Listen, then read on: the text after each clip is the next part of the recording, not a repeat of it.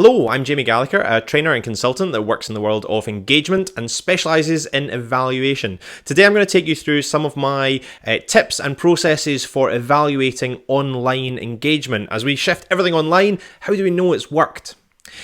I want to start off by giving you a little bit of background as to who I am and what my evaluation experience is. I work a lot with universities, charities or companies, helping them tell the story of what they've managed to achieve.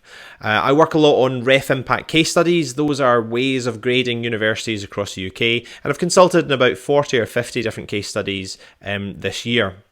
The single largest engagement project that I was part of was working with a visual impairment charity, and I was brought in as a researcher to evaluate the life experience and the sense of community and connectivity among people living with a visual impairment. And that was a really powerful and interesting project for me to be part of. I was able to bring a group of disparate people together to give them a collective voice, a voice that we'd be able to take to charities, to governments and to professional services to move forward on an evidence-informed basis. So I've seen the best and I've seen the worst of evaluation. And today I'm going to try and help you navigate the waters of online evaluation. I'm going to stick just to online events and miss out a lot of the evaluation basics just to concentrate on this online angle today. I want to mention why I think evaluating online experiences is inherently more tricky than evaluating in-person experiences. There's always a balancing act between the engagement process and the evaluation process. The interaction with the evaluation has to be easier and quicker than the interaction with the activity itself. I'll say that again because it's important, difficult to visualize. That is that the interaction with the evaluation has to be easier and quicker than the activity itself. To break this down a little, let's think of the level of interaction you might have with someone and the effort or energy that interaction takes. The lowest effort might be asking someone to listen to something. Then maybe to watch something, to read, to click, to write, to speak, to present, and to lead. Whatever position your engagement has on that ladder, your evaluation process can't be higher. Let's take a classic public engagement example of a tabletop activity. A researcher talking to some members of the public around some objects. In that situation, you have people in person and speaking, which is relatively high energy, and that gives us lots of different options for evaluation. Now, we have to be aware not only of the energy, but also the time that we're interacting with people. If we're having a 3-minute interaction, then our evaluation can't exceed 3 minutes. So there's a time limiting factor for in-person engagement. If we're thinking now about the online world, let's say we look at a YouTube video. People are watching the video, so it's difficult to expect them to do something more than watching to evaluate that experience. We can't have them do more work than they put in to enjoying the experience in the first place. So we can't ask someone watching a YouTube video to phone up and give us their views. It's difficult even to get them to click through a survey. It's not that we can't do it, but it becomes a lot more tricky. So we need to be balancing up that energy and that time commitment. Like all evaluation, the rules I'm going to be giving you today are not hard and fast. They're general approximations. They won't work in every scenario, but hopefully they'll work in most of them and help clarify your thinking. So online, the interaction tends to be more passive, possibly anonymous, and so people aren't going to put a lot of effort into evaluating that experience, especially as they weren't really engaging with it in a two-way process to start off with. And if you know me, one of my biggest frustrations with the engagement sector is constantly reflecting on the problems but not presenting the solutions. So now I want to turn to what we can do. I've said why it's difficult, but there's lots of things that we can be doing or trying to improve the engagement process. The first thing I do when I come to a new project is I work out the interaction points. And by those, I mean the points in space or time that a researcher is getting close enough to the public to have an interaction, where we could ask a question, where we can share thoughts and ideas. We need to map these out so we can use them effectively. So let's take this very session, for example, and think about the ways that people might have come to this session. The first thing you probably encountered was the website. So you've probably visited the website at some point. The second interaction point would be when you registered for the event. The third would be signing up for the mailing list. And finally, we have you here just now, unless you're watching on catch up. So we have our interaction points, the places where I could be asking you questions. Now we need to think about how long those points last for, the energy and the time. According to Google Analytics, the average time that people spend on the Virtually Social website is 1 minute and 43 seconds. So if I wanted to evaluate, use that as an evaluation point, I would need to have something that is less than 1 minute and 43 seconds. That really reduces it down to a single multiple choice tick box question. I can't give people a survey because I can't expect them to spend longer on the survey than they did on getting the information in the first place. And so that is our evaluation, where we're balancing up our engagement process and our time, giving us one question that we can ask. When I have people in the room, we could be running polls, we could be doing quizzes, testing knowledge, testing understanding, and also getting people to comment in the box, to share thoughts, opinions, and ideas. And that's more engaging, and I might be able to tap into some of that and use that data for my evaluation to work out what people thought and knew or took away from the experience while they're here with me. Having worked out the natural interaction points, we need to think about if we can have additional ones and curate them. If you look at a YouTube video, they are filled with calls to action, and these are deliberately designed to make the process more engaging and keep you connected. The longer you're connected, the more chance we have to evaluate and learn from our audience. So the higher the level of the engagement, the higher the ask we can have when it comes to evaluation data. So this is why people are repeatedly encouraged to tweet, to comment, to share their thoughts and ideas in Facebook messages, on the comment boards, on walls. Increasing the engagement is increasing our chance at meaningful evaluation. But we'll come to how we process their comments in a few minutes. This is a good starting block for your evaluation plan, listing all your natural and your curated interaction points, and also how long those will last for. So now we know when we can be capturing data, we need to think about what data we'll actually need. And for this, I'm going to turn to Mount Impact. Mount Impact is a summit you want to climb if you want to have impact. And there's lots of base camps along the way, and we can stop off at each one, survey the landscape, and record some data. So let's start our ascent of Mount Impact.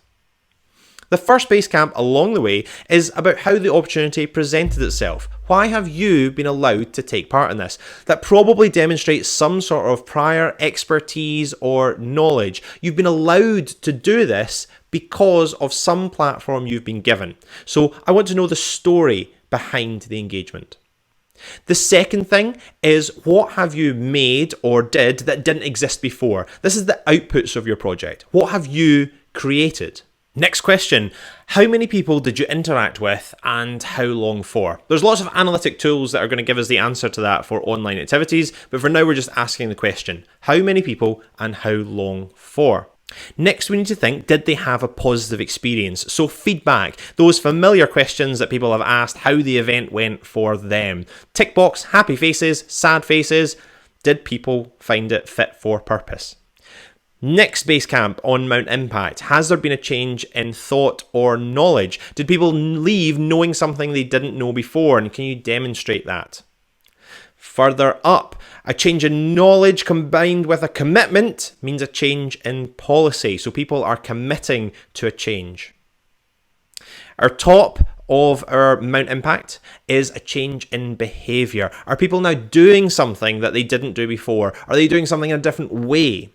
These are the base camps. You might reach all of them, you might go halfway up and stop there. You'll take your own individual route, but these are the markers that we can be using to build up our evaluation case. Now we've considered the points at where we can ask questions, our interaction points. We've considered what we might be wanting to record to chart our journey. We now need to be thinking about how we can capture the evidence we need. Google Analytics can be pretty useful. It's a nice, easy and free to use tool that can be installed on websites. It's going to tell you how many people interacted with your site, how long for, where in the world they came from, and you'll get lots of useful information from that. Bear in mind that we do need to be GDPR compliant, and if you're capturing cookies that is giving us this information, you need to be letting people know what cookies you are capturing and how they will be used, and that's why you get those familiar pop-ups on websites. The social media version of Google Analytics are Twitter and Facebook Analytics, and there's lots of different software that you can use to do that. Most of them are paid, but there are some free options, and I've left some examples in the update box down below. So working out where that hashtag has been used, how has it been used, how many people are seeing it.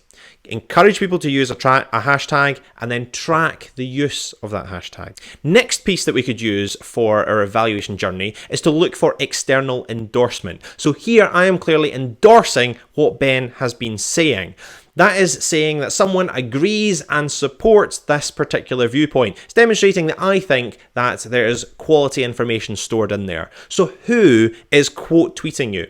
Be wary of labeling a retweet as endorsement, because as lots of people have in their profile, retweets don't always equal endorsement. But if someone is quote tweeting and saying something that is particularly supportive of your ideas, of the projects that you're sharing, then that's endorsement. If you wanted to use that as data, I would always recommend getting in touch with that person and asking permission to use what they have said, and tell them very clearly where it's going to go, how it's going to be used, and how they can withdraw their permission if they want to. Polling. Social media allows us to ask questions to the people that interact with us. Here I've got an example of a slide bar that I've added, and to that I've put on 2 happy faces, 2 sad faces, and 1 neutral one to ask people how they're feeling. And I can look at those responses. So you can be making things interactive and using the tools that social media gives us to ask questions of our followers and the people that we interact with. Companies also use polling, so here's a screenshot of Twitter, and Sky use polling to let them know how they have dealt with your complaint. This isn't a feature that's open to most users, but companies will have this potentially embedded in their direct messaging, but you can also ask in different ways, or maybe you can just link to the question. Next up is action cards. If you are uploading a video to your website or to YouTube, you can have a little link so that it will pop up at a particular time to ask people to do something. So that might be a question, it might be a link to another resource. Here what you're looking for is to give someone something and then track whether they use it or not. So you'll get data back from this about how many people followed that link. So if towards the end of a video you're offering additional resources, then you're able to show that people stayed with you through the entire video and then were keen to explore more resources, which can be a really nice marker of quality. Turning now to comments. Comments can be tricky. Taking an individual comment and saying, I done something fantastic because someone liked it, isn't really best practice, because how do I know that's not your best friend? We need to take all the comments together and start coding them. Are there common themes emerging? What do people collectively think of your output? So don't just use disparate comments, collate them, organize them, and tell me what people think. That 60% of people really enjoyed the event, as demonstrated by Mrs. Costello saying this was the most interesting event I'd been to for a long time. Collate the data, and then you can give us some individual examples, because we'll believe that they're representative. Reviewing. If we can find someone to review our work, then that could be a really good external marker of quality. Think about the way films are reviewed. Films are released, critics watch them, and they publish their results. If you have a really harsh critic who loves your product, that is going to be part of your evaluation journey, showing that you've developed something that is really fit for purpose and that critics really like it. So think about who you could go to, who runs a website that you admire, who reviews podcasts or YouTube videos. Go to someone with some expertise and ask them for an honest reflection on how good your product is. Awards. Nominate yourself, nominate other people, get in the mix. If you are creating something, then try and get people to recognize the quality of what you've done. Winning an award can be a fantastic boost and will be part of your evaluation journey because it says an organization has looked from the outside and this has been deemed to be quality. Quality enough that we want to reward you. So always take every opportunity to apply for awards. It does take time, it does take effort, but even getting shortlisted can be a fantastic achievement that will definitely form part of your evaluation journey. So finally, 3 points to consider for your online engagement evaluation. The first thing, label those interaction points. When do you get close enough to your audience to ask them questions and learn from them? Second thing, what kind of data are you going to need to track out your journey? How will you demonstrate to me that you have climbed Mount Impact? And the third part, combining those. Use your interaction points to capture the data you need. Turn your engagement evaluation into something interactive. Keep it short, keep it sweet, and keep it lower energy than the engagement process itself. I'm Jamie Gallagher. Thanks very much for listening.